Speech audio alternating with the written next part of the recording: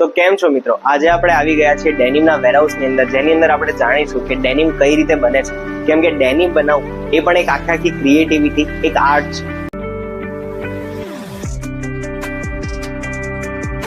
સૌથી પહેલા કટિંગનો ડિપાર્ટમેન્ટ આવે છે. એ કટિંગના ડિપાર્ટમેન્ટની અંદર સૌથી પહેલા આપણે જે રોલ પરચેઝ કરેલો હોય છે એ રોલને કટિંગ કરી અને એના પછી એને પ્રિન્ટિંગમાં મોકલવામાં આવે.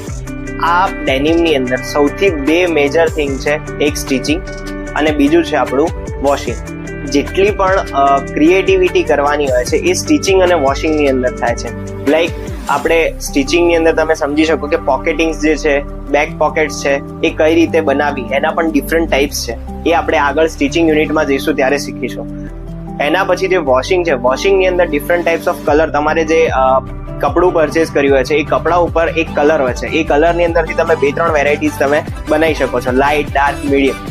તે વોશિંગનો ડિપાર્ટમેન્ટ હોય છે. એના સિવાય સૌથી ક્રિએટિવિટી વાળો પાર્ટ છે એ આપણો પ્રિન્ટિંગનો છે.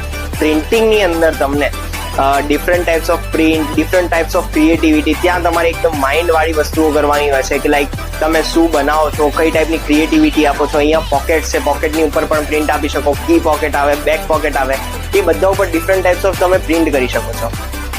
તો આ બધી વસ્તુઓ શીખવા માટે જોડાયેલા રહો વિઝિટ વિથ વિનીતની સાથે. કેમ કે આપણે કરવાના છીએ આગળ ઇન્ડસ્ટ્રીની વિઝિટ, જેની અંદર આપણે તમને શીખવાડીશું કે સ્ટિચિંગ યુનિટ છે એની અંદર કઈ રીતે વર્કઆઉટ થાય છે, પ્રિન્ટિંગ્સ છે તો એ કયા કયા ટાઈપની પ્રિન્ટિંગ્સ બને છે, ત્યાં ગ્રાફિક ડિઝાઇનર શું બનાવી રહ્યા છે, એના પછી વોશિંગના ડિપાર્ટમેન્ટની અંદર કેટલી વસ્તુઓ આવે એ બધું. અને એના પછી સૌથી મેઇન ડિપાર્ટમેન્ટ કે ફિનિશિંગ. ફિનિશિંગ જો પ્રોપર ના હોય તો તમારું ડેનિમ ક્યારેય સક્સેસફુલ નથી જતું. તો આ બધા પાસાઓ તમને શીખવા મળશે વિઝિટ વિથ વિનીતની સાથે. તો આજે જ સબસ્ક્રાઇબ કરો અને બેલ આઇકનને પ્રેસ કરો. Thank you.